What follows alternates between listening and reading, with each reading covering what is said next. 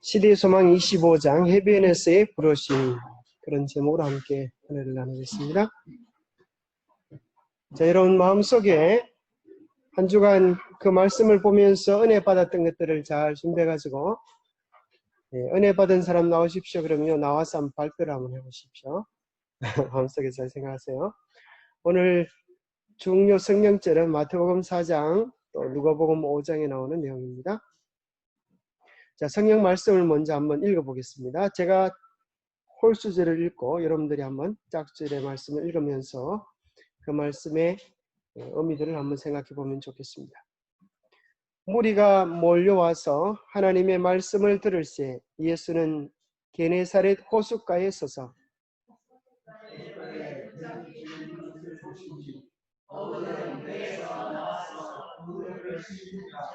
예수께서 한 배에 오르시니 그 배는 시몬의 배라.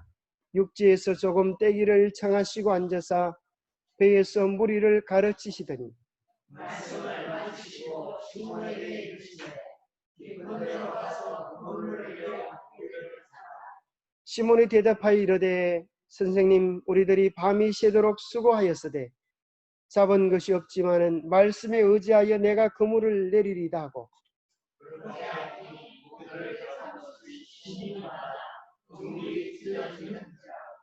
이에 다른 배에 있는 동무들에게 손짓하여 와서 도와달라니 그들이 와서 두 배의 체험에 잠기게 되었더라.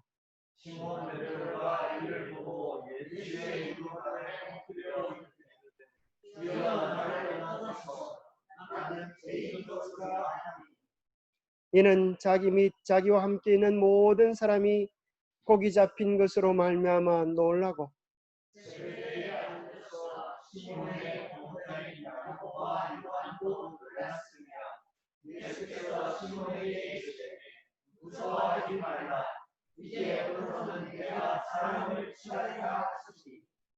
그들이 배들을 육지에 대고 모든 것을 버려두고 예수를 따르니라.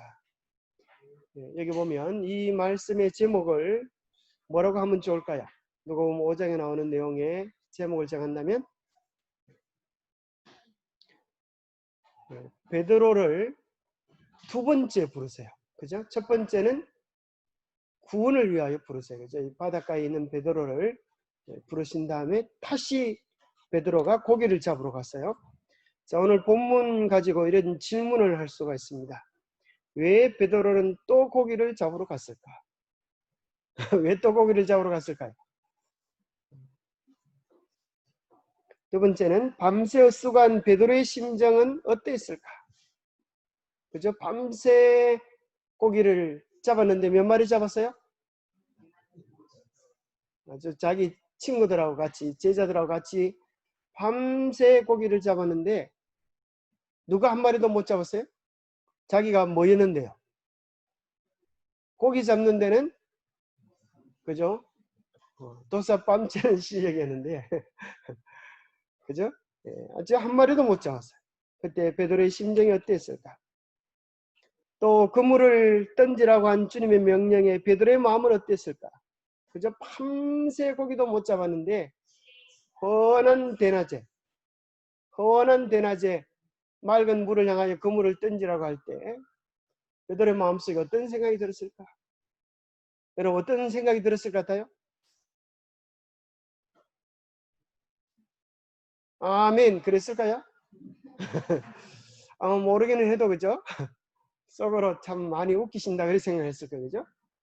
예수님이 성경 가르치는 데는 좀 나보다 나을지 몰라도 대피질 하는 데 좀 나을지 몰라도 고기 잡는 데는 그래도 내가 그죠? 그래서 잔뼈가 굵었는데 어떻게 투명해 보이는 묽은 대낮에 그물을 던지라고 한다고 좀 우스웠을 거예요.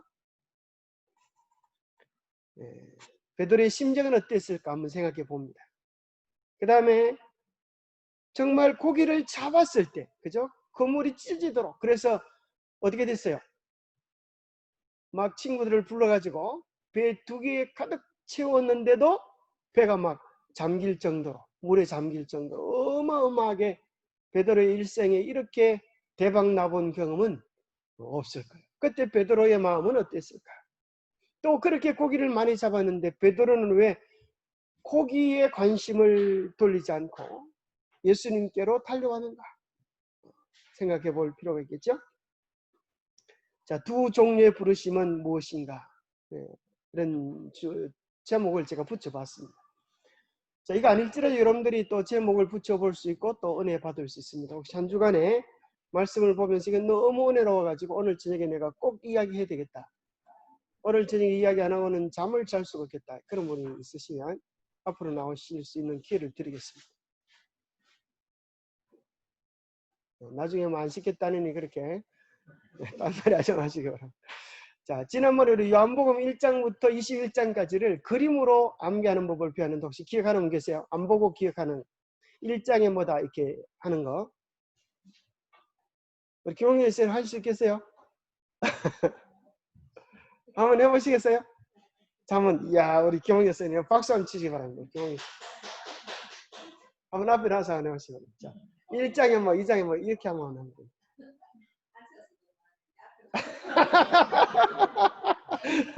그럼 앉아서 한번 해보세요. 앉아서.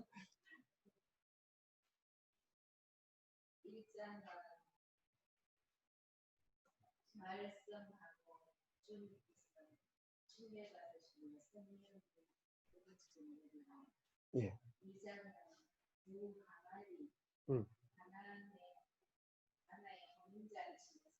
예.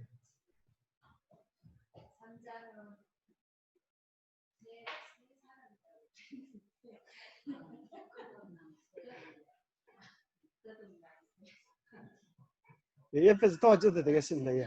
사자가 뭐였죠?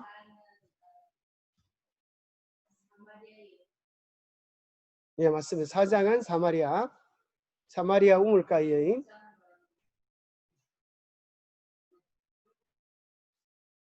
오장은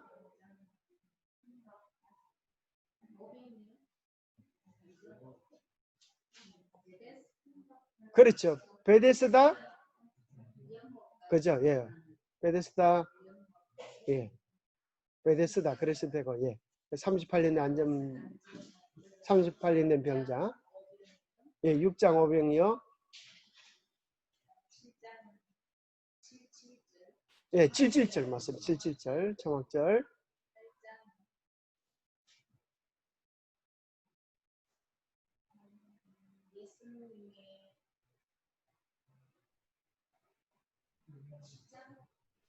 와, 이거 아주 대단한 실력인데 박수 한번 치시기 바랍니다. 야, 거기까지는. 예, 아마 시간을 더 드렸으면 다 완벽하게 하실 텐데, 시간을 못 드려서 제가 이제. 자, 여러분 그림을 한번 보시면서, 자, 외우기가 쉽도록 다시 한번 복습하겠습니다. 제1장은 일자 글자를 생각하면서 위에서부터 아래로 이렇게 내려오는 말씀이 육신이 되어 이 땅에 오신 예수님. 또 예수님이 침례를 받으실 때에 하늘에서 성령이 비둘기같이 내려서 예수님께 임하심을 보면서 침례 요한이 보라 세상 죄를 지고 하는 하나님의 어린 양이라. 그래서 1장은 성육신과 침례 이렇게 하면 되죠. 2장은 두 항아리, 그죠? 물 항아리가 포도즙 항아리로 변한 걸 보면서 가나의 혼인잔치 이렇게 연상을 시키면 기억하기가 훨씬 쉽다는 겁니다.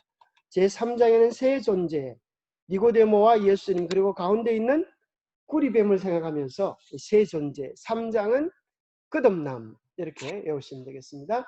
4장은 글자 그대로 사니까 사마리아 우물가의 여인 연상하면 잊혀지지 않겠죠.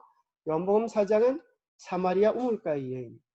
5장은 베데스다에 못이 있는데 그게 행각이 5이 있어요.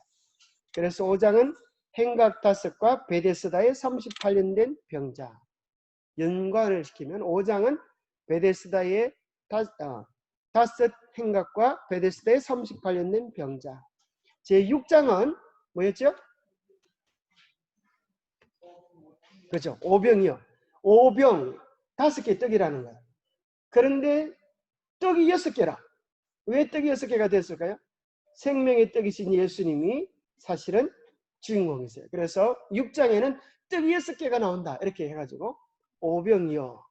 7장에는 칠칠절이라고 말하는 초막절. 그래서 초막절은 7월에 있었습니다.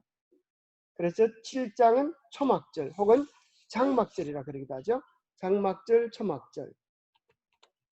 그 다음에 8장은 가늠한 여인인데, 이 가늠한 여인이 이제 잡혀왔을 때 죄 없는 자가 돌로 치라 그렇게 이야기하니까 다 돌을 놔두고 갔어요. 어떤 사람이 돌을 놔두는데 돌 위에 돌이 얹어가지고 팔자가 됐어요. 그죠? 이 돌, 2층 돌을 보면서 8장은 가늠한 여인 이렇게 생각할 수 있어요. 9장에는 이제 실로암 못에 가서 눈을 뜬 소경의 눈이 동글베기고 그죠? 너무 감동스러워서 우는데 눈물방울이 이렇게 떨어져가지고 구자를 이뤄. 그래서 제9장은 실로암, 10장은 선한 목자 예수님. 왜 10장에 선한 목자 예수님 됐어요? 지팡이가 일자고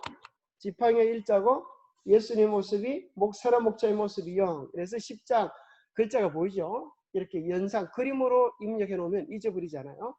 11장은 나사렛 부활. 예수님도 서 계시고 일자고 나사로도 일자고 이렇게 오시면 되겠어요. 그죠? 나사로야 나오느라 그럴 때 왜 일자가 될 수밖에 없어요? 손 발이 꽁꽁 묶여가지고 강시처럼 콩콩 뛰어나오니까 일자가 될 수밖에 없겠죠. 11장은 나사렛 부활. 12장은 옥합을 깨뜨린 마리아. 예수님의 모습이 일자고 마리아가 엎드려서 예수님의 발을 씻길 때 모습이 그죠? 이자의 모습이 엎드린 모습이 꼭 이자 같죠? 그래서 2장은 옥합을 깨뜨린 마리아. 13장은 뭐였어요? 네? 성만찬. 왜 성만찬이 13이요? 13명이 참여한 만찬이죠. 그죠? 예수님의 12제자와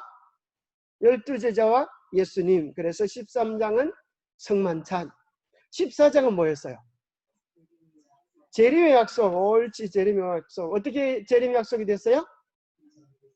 예, 1, 4 사이에 동글베기를 2개 넣으면 천사가 나오죠. 그죠? 예수님 재림하실 때 천사를 거느리고 오신다. 14장에는 재림의 약속. 15장은 뭐였죠?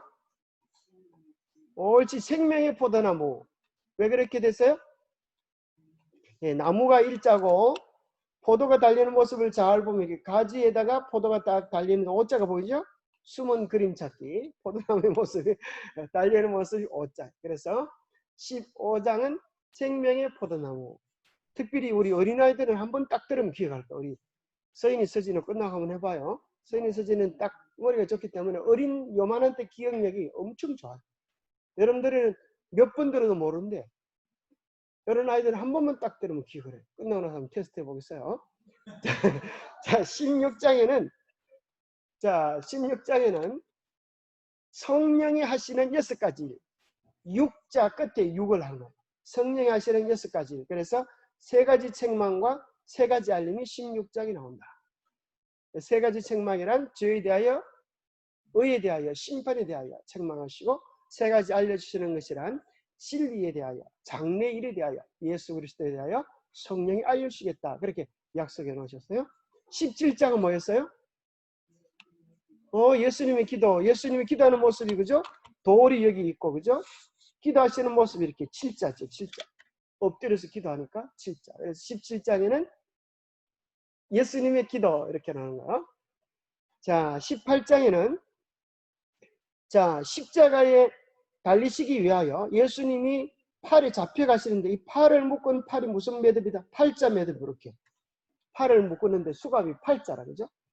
수갑을 이렇게 묶여있는 끈을 생하면서 예수님의 잡히심과 베드로의 부인, 예수님의 팔이 팔자로 꽁꽁 묶여있죠. 그래서 18장은 예수님의 잡히심과 베드로의 부인, 19장은 십자가와, 자, 19장은 십자가, 이게 십자고 이제 예수님의 가시관에서 피가 흘려. 그죠? 그래서 19장 예수님의 가시관을 생각하면서 19장은 눈물보다 가시관이 더 기억하기 좋은 것 같아요. 그죠? 가시관이 동그랗고 그죠? 피가 이렇게 흘러요. 그죠? 가시관은 그 19장은 예수님의 십자가와 가시관의 피를 생각하면서 예수님의 십자가 이렇게 생각하면 되겠어요.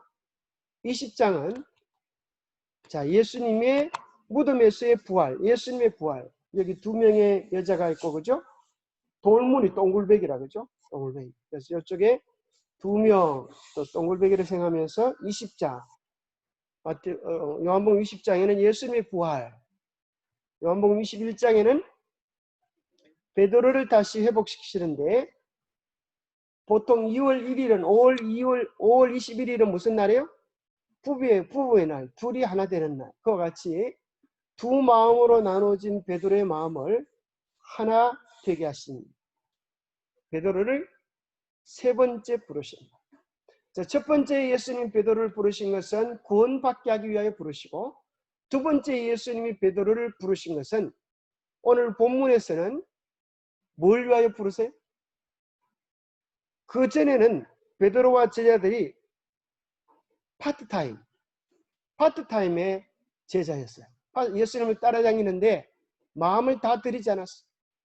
그런데 이 사건이 있고 나서 전적으로 모든 것을 다 버리고 예수님을 따르는 전적인 제자가 돼요. 그래서 첫 번째는 구원을 위한 부르심이라고 하면, 두 번째는 제자로서의 부르심, 예수님의 제자로서의 부르심이었다고 하면, 요한복음 21장에 나오는 내용은 무엇을 위하여 부르심이었을까요? 한마디로 이야기한다면 목자를 위한 부르심이죠. 네가 나를 사랑하느냐? 그러면 뭐하라? 내 어린 양을 먹이라. 그렇게 하시죠. 자, 1장부터 우리 서인이 할 수 있겠어요? 서진이 할 수 있겠어요? 집에 가서 엄마하고 한번 복습을 하면 될 거예요. 앞에 나와서 한번 해볼까요? 서진이 한번 할 수 있는 것 같아 보니까. 집에 가서 한번 엄마하고 한번 복습을 한번 해보세요. 그러면 한 번 복습하고 나면 열흘 가요. 열흘 후에 한 번 더 복습하면 한 달 가고, 한 달 후에 한 번 복습하면 1년 가고, 이제 1년만 가면 그때부터 언제든지 아이들에게 이제 가르쳐 줄 수 있어요. 다음에 한번 성민이 성진이 앉혀놓고 요한복음 1장부터 21장을 한번 설명해 보세요. 그럼 애들이 막 깜짝 놀랄 거예요. 그죠? 자, 금방 요한복음 21장까지 이제 우리가 복습을 했습니다.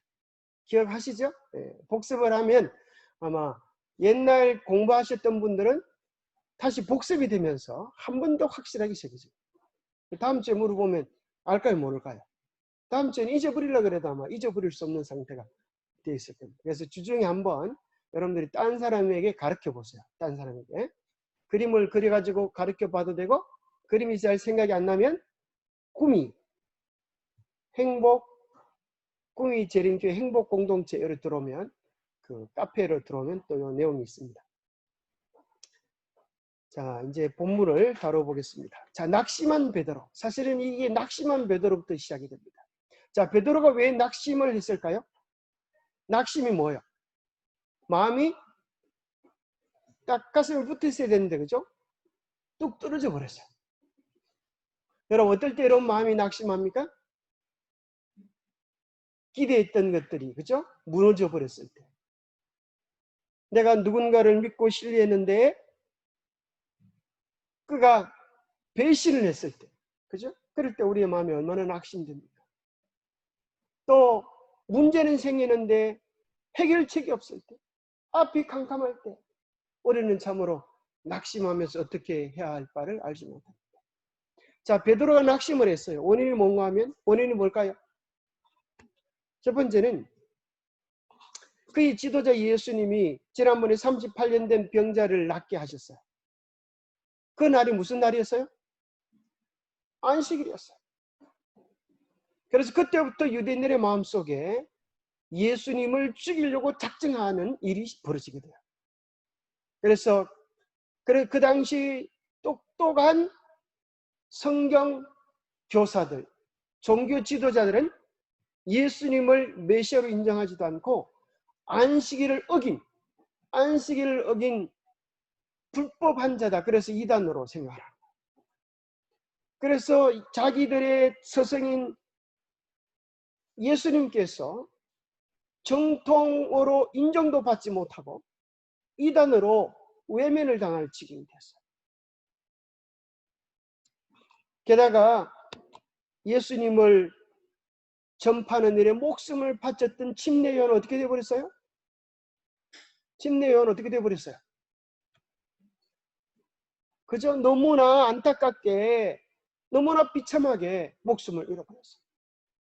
그래서 이제 일들을 다 마치고 베드로가 자기 집으로 돌아왔는데, 집에 오니까 자기 부인하고 장모가 어떻게 반겼을까요? 어떻게 반겼을까요? 여러분 생각해. 아이고 우리 사이 큰일하고 돌아오네 이랬을까요? 아니면 먹고 살 것도 없는 이런 시절에 우리는 뭐 먹고 살으라고 어디 갔다 왔냐고 예수인지 뭔지 따라다니더니만 뭐 좀 가지고 왔어? 보니까 집에 올 때 아무것도 가지고 오지 않고 그저 빈털터리로, 그죠? 그렇게 집에 돌아오는 것이. 그래서 쌀독에 쌀이 떨어졌다고 불평을 쓸지도 모르겠어요. 우리들은 어떻게 하라고, 자식 새끼들은 어떻게 하라고, 예수만 따라다니면 밥 먹여주나 먹을 게 나와? 그렇게 얘기했을지도 모르겠어요. 그래서 그날 저녁에 베드로가 왜 집을 나가서 고기를 잡아놓으면, 걱정하지 마, 내가 고기 잡아다 주면 되잖아. 그렇게 하면 베드로 성질에 큰 소리 치고 나갔을 것 같아요. 그죠? 근데 사실은 나가보니까 자기만 그런 게 아니라 자기 친구들도 다 그런 입장이에요. 그래서 베드로뿐 아니라 친구들과 더불어서 이제, 그래, 오늘 우리가 고기를 잡아서 가득 잡아서 그렇게 집으로 돌아가면 이제 그들이 큰 소리 못 치겠지 생각하고 밤새워서 정신을 바짝 차리고 고기를 잡았는데, 밤새 수고해서 고기를 몇 마리 잡았어요? 남자로서의 자존심이 어떻게 됐을까요? 가장으로서의 자존심이 완전히 그냥 무너질 거예요. 이건 뭐 정장로님이 하루 종일 낚시해가지고 한 마리 못 잡아가는 비교가 안 돼요. 왜 그러냐면 전문 정장로님이 낚시하는 게 재미로 하는 거지만, 이거는 지금 왜 고기 그물을 던지는 거예요? 식업으로 말이에요. 이때 고기를 못 잡으면 저 자식이 굶어 죽을 파이고, 지금 안 그래도 집에 갖다 드려놓은 것도 없는데, 그죠? 장모에게 또 부인에게 바가지를 끓여도 보통 심하게 끓일 그런 지짐이 아닌가? 근데 밤새 수고해서 고기 한 마리 못 잡았을 때에 베드로의 마음속에 무슨 생각이 들었어요? 낙담은 이로 말할 수 없어요. 그죠? 어떻게 한 마리도 그렇게 못 잡았어? 한 마리. 그럴 때 마음속에 들은 생각이, 고기도 나를 놀리나? 그렇게 생각하죠. 고기도 나를 놀리나? 옛날에는 잘 잡히던 고기들마저도 어떻게 한 마리도 안 잡힌다. 그물을 그렇게 던지고 던지고 했는데, 고기가 보이는 것 같아서 그물을 던지는데 계속 헛방을 치는 거예요. 그때 아마 그 다음에 여기 보면 갈릴리 바다에 날이 새고 있었다. 자, 보통 어두워지고 날이 새는 것은 희망을 상징하는 거죠. 어둠은 물러가고 햇빛이 다른 때 같으면, 이 배가 만선을 했다고 하면 그것은 정말 희망의 태양이었지만, 고기도 없는데 날이 새고 있었으니 글자 그대로 뭐인 거예요? 날 샌 거예요. 그래서 날이 샜어요. 날이 새버렸어요. 밤새 잠을 잤을까요? 못 잤을까? 밤새 잠 한시 못 자고 몸은 피곤할 대로 피곤해. 고기는 한 마리도 없고 남자의 자존심은 완전히 그냥 붙어버려. 그때 예수님께서 조용한 시간을 보내려고 물가에 오셨어요. 그리고 그 새벽에 좀 쉬려고 했는데 사람들이 많이 모여드는 것이. 근데 예수님 뭐라 그러냐 하면, 베드로야, 네 배 좀 이리 대봐라. 내가 올라가서 네 배 위에서 설교를 좀 해야 되겠다. 사람들이 너무 많아가지고 이 강변에 내가 서면 많이 앉을 수가 없으니까 네 배에다 좀, 네 배를 이용해서 내가 설교를 해야 되겠다. 근데 베드로 속에 밤새 고기는 못 잡았는데 뭐 예수님께서는 뭐 이 고기를 한 마리도 줄 것 같지도 않고, 그죠? 배를 빌려도 빌린 값을 낼 수 있는 분도 아니고 안 그래도 지금 고기 한 마리 못 잡아서 화딱지가 아주 나는데 예수님이 그 배까지도 빌려달라고 그러죠. 아마 속으로 불만이 많이 있었어요. 예수님이 이제 배를 타고는 무슨 얘기를 하셨을까요? 고기 잡는 것과는 전혀 상관이 없는 하늘에 관한 이야기를 하세요. 그것은 마치 베드로에게 있어서 뜬구름 잡는 이야기처럼 느껴져요. 지금 당장 필요한 건 뭔데요? 고기인데 지금 먹고 사는 것이 목구멍에 포도청인데 예수님은 하늘에 대한 이야기들을 하시고, 또 지금 여기 보면 이 본문을 한번 읽어보겠습니다. 예수님 뭐에 대한 얘기를 하시는가 하면 호수, 산악, 펼쳐진 들판, 땅을 두루 비치는 햇빛, 이 모든 것은 그의 교훈을 예정하여 그의 마음에 감명을 남겨줄 실물들을 제공하였다. 그래서 예수님이 호수를, 산악을, 들판, 햇빛을 다 설명하면서 이것이 다 뭐라는 거예요? 하나님의 사랑을 우리들에게 보여주는 실물 교훈들이다. 그렇게 이야기를 했는데 베드로의 마음은 감동을 받았을까 못 받았을까? 아이고 예수님 배가 고파 죽겠어요. 뭘 좀 배라도 채워주고 그렇게 설교를 하시지. 예수님 또 설교만 하세요. 그렇게 속으로 불만이 이만저만이 아니지. 배고픈 사람에게는 그죠? 이 새들의 지저김이 뭘로 보일까요? 아마 우는 걸로 들릴 수 있어요. 자, 여러분 오늘 새들이 합창하는 이 아름다운 천연계 노래를 보신 적 있습니까? 이걸 우리 올 단독방에 올려놨는데 그걸 나중에 한번 보시기 바랍니다. 참 신기하게 새들이 예쁘게 노래하는 것, 그런 아름다운 것들을 예수님께서 보여주셨어요. 자, 그래서 우리는 이 모든 천연계가 우리에게 교훈을 주고 있는데 사실은 더 중요한 교훈은, 그러면서 그 교훈은, 자, 예수께서는 바닷가에서 설교를 하시는 중에 게네사렛의 해변에 모인 군중 위에도 다른 누구를요? 염두에 두고 계셨다. 이 다른 청중들은 누구일까요? 누구요? 오늘 우리들이에요. 그건 모르셨죠? 예수님이 우리를 염두에 두고 우리를 마음에 두고 설교하셨다고 하는 사실. 특별히 누구를? 나를. 그게 이제 성경을 보는 우리의 기본적인 태도. 예수님 오늘 우리의 마음을 생각하십니다. 베드로는 낙심에 있었다. 그는 밤새도록 한 마리도 잡지 못하였다. 그는 그 외로운 시간에 감방에 홀로 괴로워하고 있는 침례 요한의 운명에 대해 생각하고 있었다. 그는 예수와 그의 제자들의 앞날의 전망, 유대 지방에서의 전도에서 거둔 실패, 그리고 제장들과 랍비들의 악의 등을 상기했었다. 자신의 직업까지 자기를 실망하게 하였다. 그는 빈 그물을 주목하여 볼 때에 장래는 낙심으로 암담해 보였다. 그렇죠? 그물을 보니까 이게 참 기가 찬 거예요. 밤새 던졌는데 빈 그물을 거둔 것입니다. 근데 예수님 뭐라 그런가 하면 예수님께서 그물을 바다 깊은 곳에 던져라 그래서 예수께서 분부를 내리셨고 또한 그들은 그 선생을 사랑하는 마음으로 순종하였다. 시몬과 그 형제가 함께 그물을 던졌다. 자, 아마 던지긴 던졌어도 그렇게 많은 기대를 할 수가 없었을 거예요. 적어도 고기 잡는 일에는 내가 전문가인데, 또 어떤 사람은 생각하기를 내가 던지고 싶은 마음이 없지만은 우리 선생님이 던지라고 했으니까 한번 던져보기는 봅니다.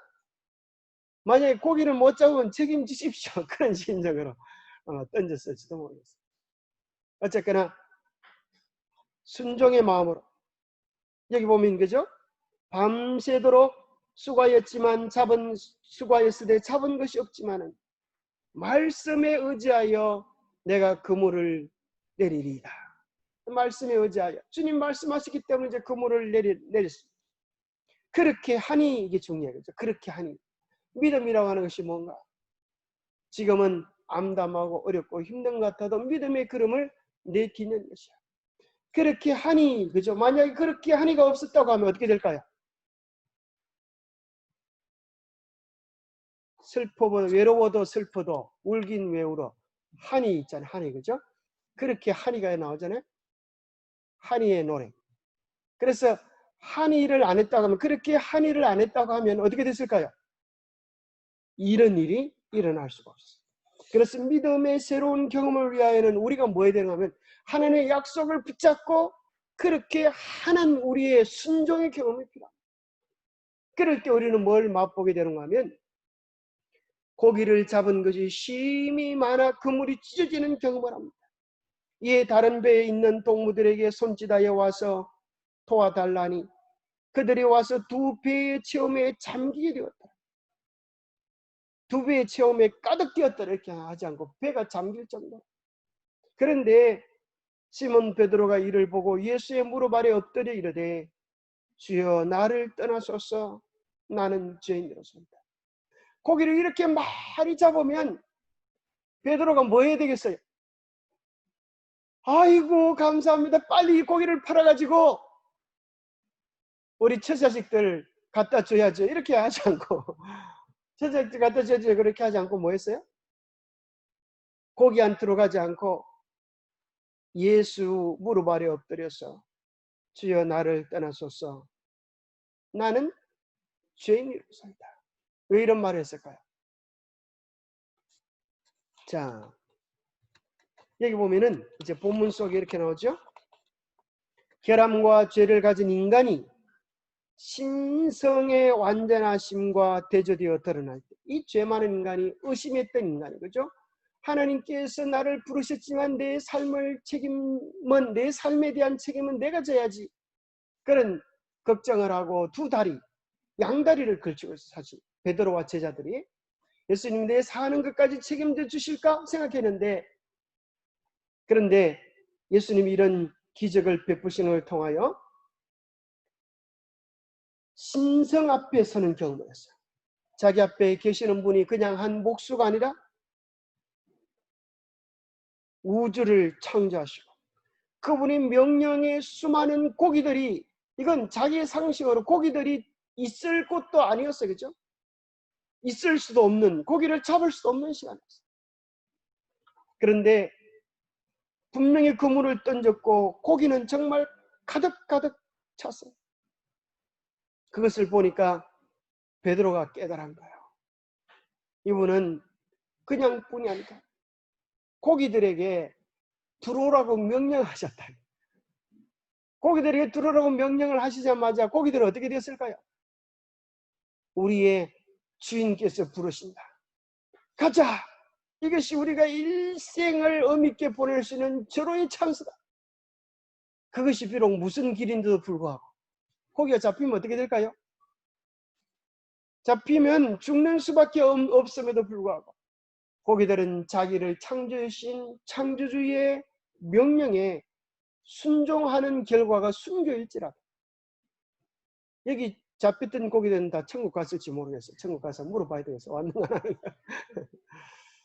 얘들은 다 예수 그리스도의 명령에 순종하기 위하여 자기의 육신을 다 던져버렸어요. 그때 아마 그물이 조금 더 컸으면 거기 고기들이 다 몰려왔어요. 너무 많이 몰려가지고 그물이 터져버릴 정도. 안에서 나가서 터진 것도 있지만 밖에서 들어오려고 해서 터진 것도 있었죠. 수많은 고기들의 헌신과 충성을 보게 되는, 신성의 완전하심과 대조되어 드러날 때 그는 전적으로 부족하고 부정하다는 것을 느꼈다. 그것은 하나님의 위대하심과 의미하심을 목도하도록 허용함을 받았던 모든 사람들이 겪은 경험입니다. 사실 우리가 하나님의 이름을 부르고 그분을 사랑한다고 고백을 하지만 정말 그분의 의미하심을 실제로 우리가 경험하게 될 때, 그죠? 실제로 그분의 거룩하심 앞에 서게 될 때, 그분의 사랑하심 앞에 서게 될 때, 우리의 삶은 어떤 경험을 하게 될까요? 누가 그런 경험을 했어요? 다니엘이 그렇게 했어요. 그죠? 죽은 듯 하였고 그랬어요. 이사야도 그런 경험을 했어요. 그죠?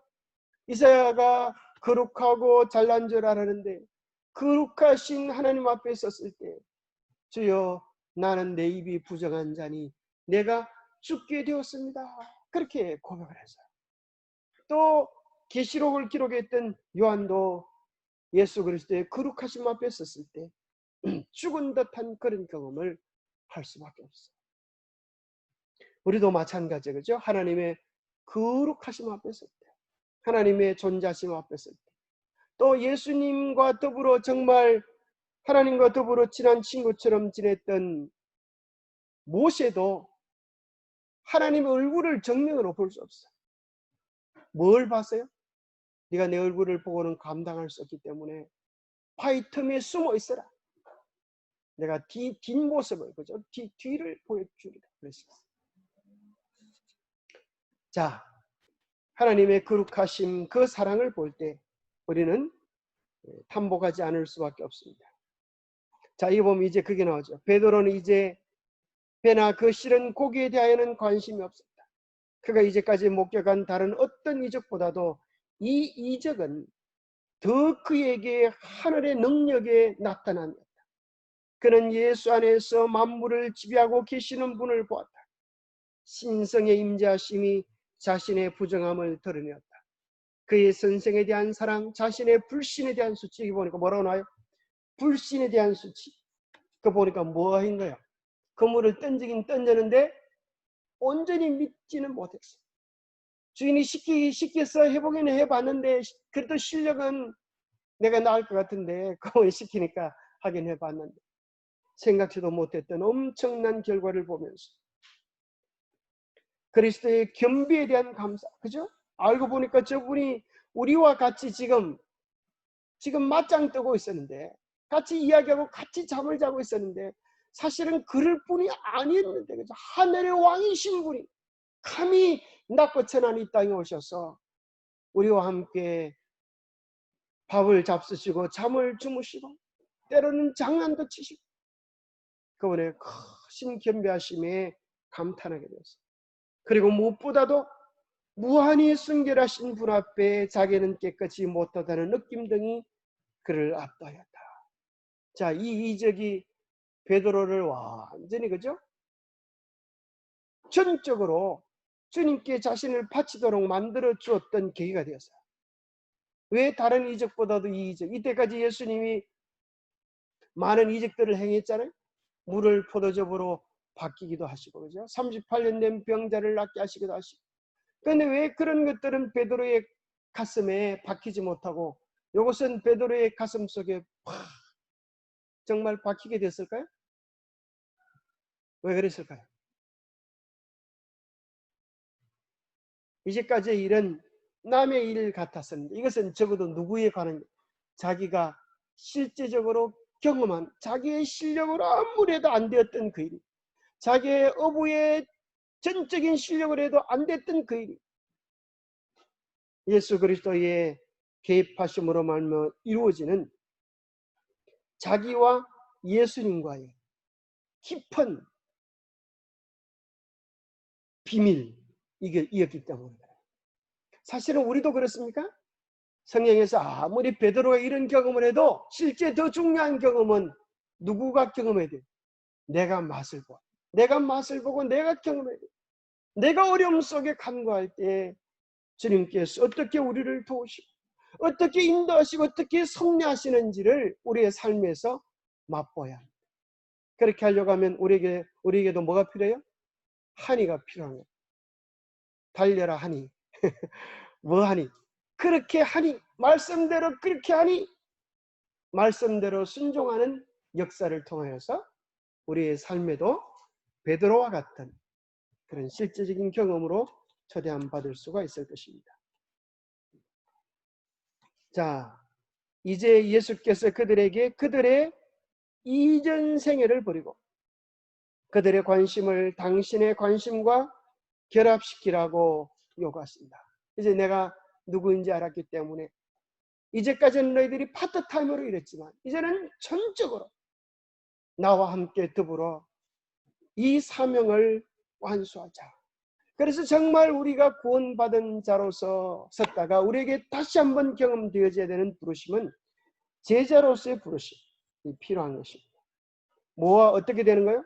주님의 관심과 우리의 관심이 하나로 결합되어지는, 주님의 사명과 우리의 사명이 하나로 결합되어지는, 예수님이 이 땅에 오셔서 영혼 구원을 위하여 사시고 하나님께서 맡기신 그 목적을 위하여 사셨던 것처럼 우리도 하나님께서 맡기신 이 목적을 위하여 살고 우리가 하는 일들은 부업이 되어야 된다. 그죠? 그래서 옛날에 홍영한 목사님이 오셔서 설교하실 때 그런 기억이 납니다. 우리의 주업, 우리의 주업은 뭐가 되어야 된다고요? 기억납니까? 영혼 구원 사업이 되어야 된다. 우리의 부업은 실제 우리가 먹고 사는 것이 우리의 부업이 되어야 된다. 그렇게 강조하셨던 말씀이 기억이 납니다. 영혼 구원은 우리의 주업이 되어야 된다. 그래서 우리는 무슨 일을 하면서 이 일을 통하여 어떻게 영혼들에게 복음을 전할까? 이것이 우리의 태도가 되어야 할 때, 그죠? 되어야 할 것입니다. 그럴 때 우리는 주님께 영광 돌리는 아름다운 제자들로서의 삶을 살아갈 수 있을 것입니다. 여기 나오죠. 이때까지는 제자들 중에 아무도 동역자로서 예수와 완전히 연합한 자는 없었다. 그들은 예수께서 행하시는 많은 이적을 목격하였고 그의 교훈에 귀를 기울였다. 그러나 그들의 이전의 생업을 완전히 버리지는 못했다.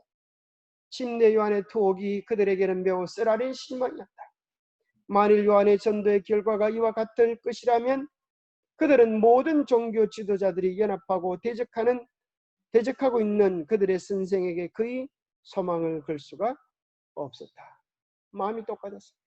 그런데 이 경험을 통하여 그리스도와 온전히 연합하는 참된 제자들이 되게 된 것입니다. 예수께서는 그들에게 그들의 그물과 고깃배들을 버리라고 요구하시기 전에 하나님께서 그들의 필요한 것을 공급해 주시리라는 보증을 그들에게 주셨다. 바로 이것이 그 보증이었어요. 정말 네가 나를 따라오면 내가 너를 결코 섭섭지 않게 대접해 주겠다. 만약에 베드로가 그날부로 예수님을 등지고 고기 잡는 일에 전력을 했다고 하면 베드로는 어떻게 됐을까요? 아마 어물전에 뭐 이제 그죠? 어물전에 뭐 한잔 했겠죠. 그죠? 어물전에서 어물어물 하다가 이제 뭐 하나 뭐 했겠죠. 그러나 베드로 예수님 따라 댕긴 것 때문에, 예수님 따라간 것 때문에 뭘 거두었어요? 뭘 받았어요? 베드로 예수님 따라다니는 것 때문에 뭘 받았어요? 이 세상 것과는 비교할 수 없는 영원한 하늘의 상급을 받았어요. 그죠? 그래서 12사도의 하나로 부름받게 되어지고죠. 하늘의 12대문, 또 금멸관을 썬 영원한 하늘의 주인공으로 황금 보좌에 오르는 그런 특권을 누리게 되어진 것입니다. 비교할 수 없는. 자, 모세가 만약에 애굽의 왕자를 그리했다고 하면 지금 모세는 어떻게 됐을까요? 바짝 마른 애굽의 미라가 되었을 거예요. 미라. 여러분 미라 보셨어요? 미라를 왜 그렇게 만들어 놨어요? 영혼이 어느 날 돌아와서 살아날 것을 기다리는 마음에서. 그러나 돌아온 미라가 있어요, 없어요? 한 마리도 없고 완전 바짝 마른 명태같이. 실제적으로 이제 모세가 왕이 되어졌을 그 애굽 왕의 시체는 미라로 발견됐어요. 바짝 마른 미라. 또 그 어머니 미라도 그 어머니 그죠? 애굽 왕 여왕 그 하셉수트라고 하는 그 여왕의 어머니의 그 미라도 그렇게 발견돼요. 그러나 예수님을 따라간 것 때문에 지금 모세는 어디 있어요? 모세가 어디 있어요? 하늘에 있어요. 참 감사하죠. 유다서에 보면 모세의 시체에 대하여 마귀와 함께 변론하는 그런 내용이에요. 그가 하나님을 신실히 믿고 의지한 것 때문에 하늘의 큰 상급을 받았습니다. 자, 우리에게 있어서 주님을 따라가면 주시는 가장 큰 보증은 어떤 보증인가? 이 보증을 인하여 참 감사합니다. 너희들이 내 명령에 순종할 때 어떤 보증을 주세요? 내가 세상 끝날까지 너희와 항상 함께 있으리라. 죽을 때까지 내가 너희의 삶을 붙잡아 주리라. 죽고 나서도 내가 너희의 삶을 책임져 주리라. 여러분, 생명보험 제목이 참 멋진데 생명보험에 들면 생명이 보장됩니까? 생명보험을 들면 죽을 확률이 더 많아져. 저놈을 빨리 죽여야 우리가 돈을 타겠지. 그렇게 생각해가지고 까딱 잘못하면 생명보험 들었다가 죽는 사람도 있어요. 생명보험이 생명을 보장해 주지 못해. 그렇죠? 뭐가 우리의 생명을 보장해 줘요? 예수님을 신뢰하는 그 믿음. 참 우리는 큰소리 치지만 우리가 아침마다 거울을 보면서 요리 돌려야 예쁘나 저리 돌려야 예쁘나 이렇게 찍고 바르고 하지만은 이게 뭐 떨어지면 소용이 없어요. 뭐 떨어지면 소용이 없어요. 그래서 화장품 떨어지면 화장할 게 없지만 그보다 중요한 건 숨 떨어지면 우리 인간이 아무것도 안 해요. 그렇죠? 아무리 예쁜 미녀랄지라도 숨 떨어지면 3일장, 5일장 내다 묻기 바빠. 그죠? 아무것도 안 해요. 그러나 예수님께서는 우리를 위하여 뭘 준비해 놓으셨어요? 참 저는 이 표현을 인하여 감사합니다. 세세토록. 계시록 22장 5절에 보니까 그들이 세세토록 왕노릇하리라. 세세토록 왕노릇하리라. 영원히 왕노릇하리라. 자, 우리는 두 가지 세세토록이 있어요. 하나는 짐승과 거짓 선자도 있어서 세세토록 괴로움을 받아. 이게 뭐냐면 세세토록, 여기서 말하는 세세토록은 완전히 멸망해서 사라져버리는 그런 세세토록. 그 목적이 불이 목적을 다 태워버리고 그 멸망이 다시는 회복하지 못할 그런 세세토록이지만 또 하나의 세세토록은 뭐의 세세토록? 이 대상에 따라 틀려요. 세세토록이 하나님의 백성들은 하나님과 더불어서 세세토록 왕노릇하고 세세토록 그분의 사랑을 누리고 세세토록 기쁘고 즐거운 그런 시간을 보내요. 우리가 안식일 날 우리가 함께 이 천년계를 가고 또 같이 즐거운 시간을 보내면 헤어질 때 어떤 집사님이 그래요. 안식일이 자주 왔으면 좋겠다. 안식일 일주일에 2번, 3번 되면 얼마나 좋겠다. 천국에 가면은 매일 안식일에 즐거워 우리가 누릴 것 같아요. 매일매일 우리가 함께 모여서 그날은 막 우리가 요리한다고 애쓸 필요도 없어요. 그날은 우리가 설거지 한다고 막 구박할 그렇게 애쓸 필요도 없어요. 그날은 아마 예수님이 준비한 요리를 예수님이 준비한 요리를 생명과일과 더불어서 끝이 보이지 않는 상에 앉아서 우리 함께 노래를 부르면서 기쁨을 나눌 생각을 하면, 그죠? 우리 이 세상에 마음을 두고 하늘을 팔아버리는 어리석은 자가 되지 말아야 되겠어요. 성경에 보면 에서와 누가 나와요? 에서와 야곱. 에서가 원래는 뭘 가지고 있었어요? 장자권을 가지고 있었는데 그걸 어떻게 했어요? 팔아버렸어요. 왜 팔아버렸어요? 배가 고파 죽을 것 같아가지고.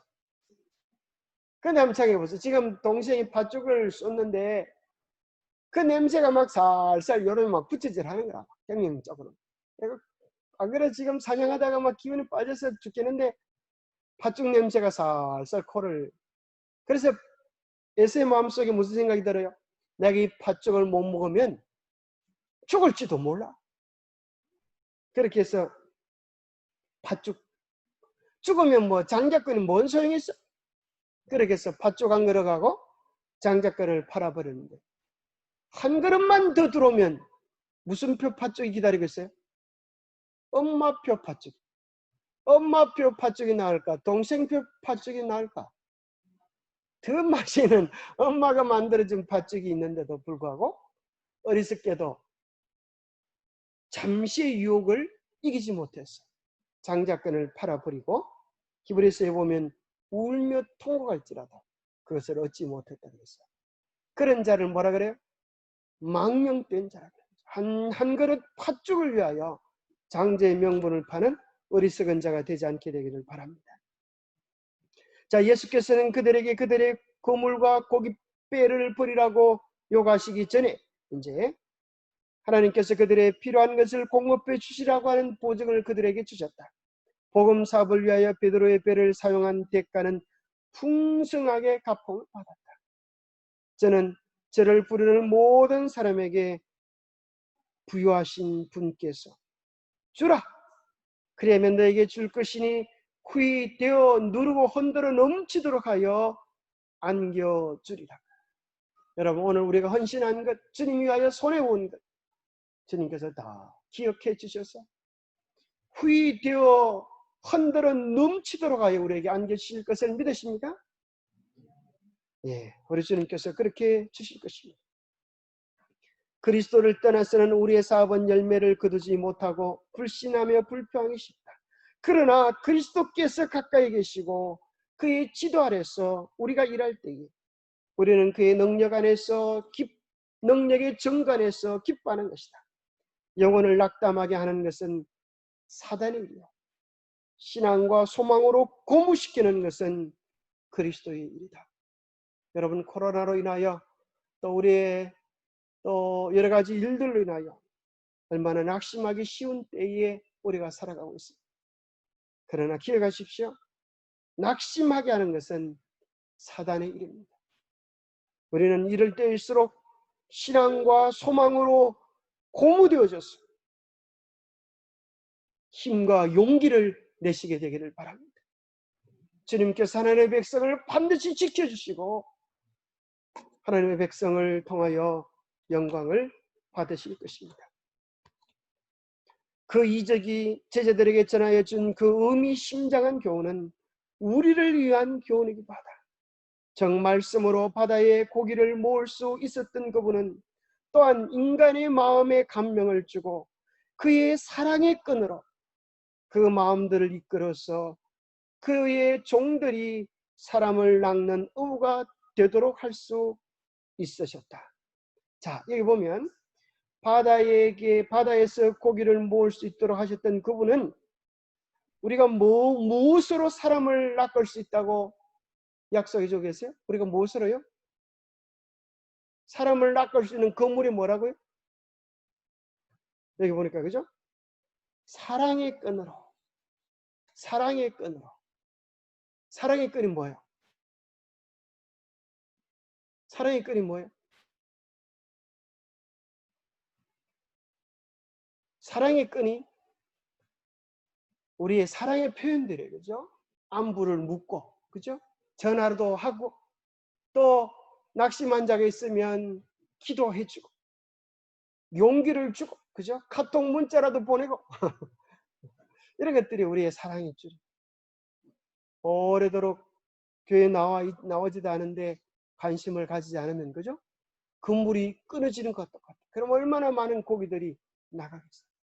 우리의 사랑의 줄로 우리는 얽히고 설켜서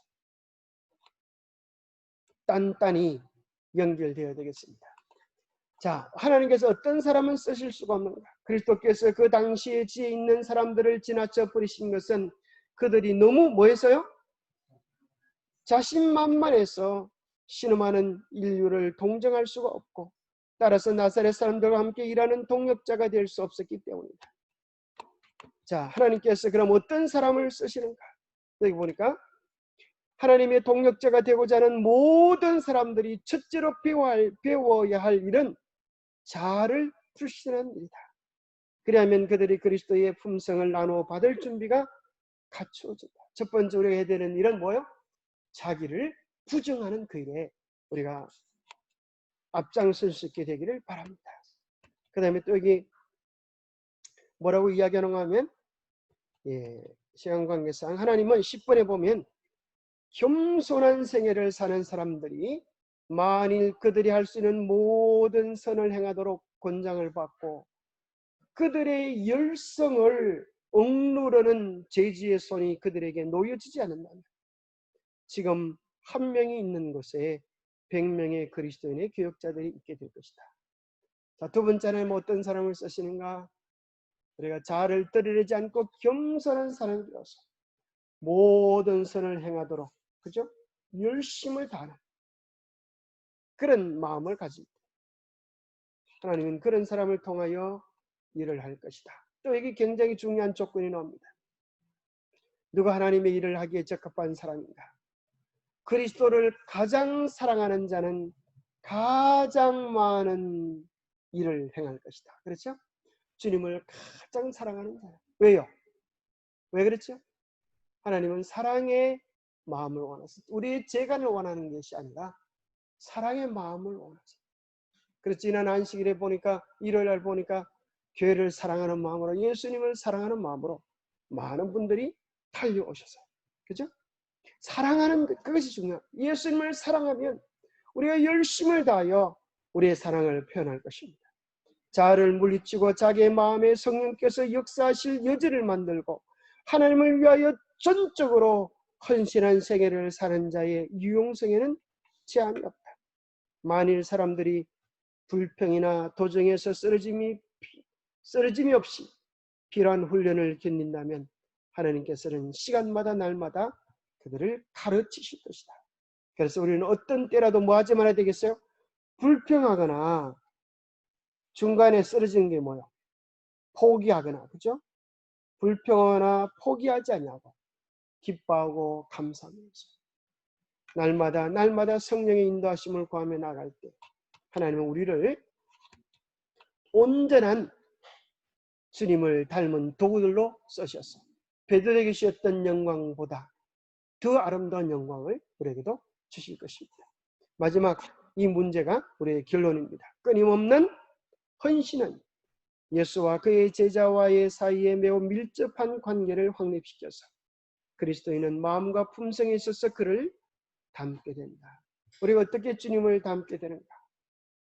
끊임없는 헌신, 끊임없는 순종, 끊임없는 감사, 끊임없는 찬양, 끊임없는 봉사, 끊임없는 섬기, 끊임없는 친절.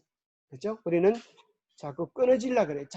제일 불쌍한 사람이 뭔가 하면 열심히 했다가 다 된 죽에 콧밭 들이는 사람. 얼마나 억울해. 그지? 막 눈을 비비면서 부를 때가 이제 죽을 다 끓이는데 마지막 죽을 들고 가다 그냥 코가 빠졌어요. 기가 찰러버렸어. 기가 찰러버렸어. 그렇게 안 했으면 차라리 고생이라도 안 했으면 다행일 텐데 그렇게 고생까지 해가지고 그것을 숲으로 만드는 어리석은 자가 되지 않냐고 끊임없이 아니 끝까지 우리의 믿음과 사랑을 유지하게 되어서 주님께로부터 칭찬받는 우리 모두가 되시기를 간절히 바랍니다. 기도하겠습니다. 하나님 아버지, 베드로에게 오셔서 그의 실제적인 필요를 가장 놀라운 이적을 통하여 채워주시고 예수님이 정말 누구인지를 깨닫게 하셨던 것처럼 오늘 우리에게도 실제적인 우리의 문제와 아픔이 있습니다. 우리도 아직 전적으로 주님께 바치지 못하는 어떤 것들이 우리의 마음의 중심에 자리 잡고 있습니다. 주여 도와주시옵소서.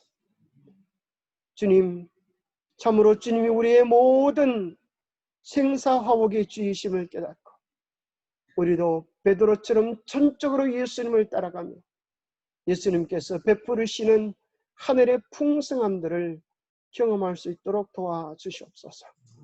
하나님의 도우심과 인도하심과 축복하심이 베드로를 도와주셨던 것처럼 우리 한 사람 한 사람을 기억해 주시고 도와주시고 이끌어 주시옵기를 우리 주 예수 그리스도 이름 머지하여 간절히 간구하옵나이다.